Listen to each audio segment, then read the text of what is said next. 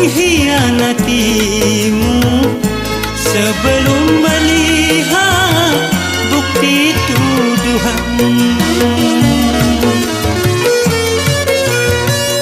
Pantaskah kau pergi tanpa seizinku, lalu kau kembali ke orang tuamu?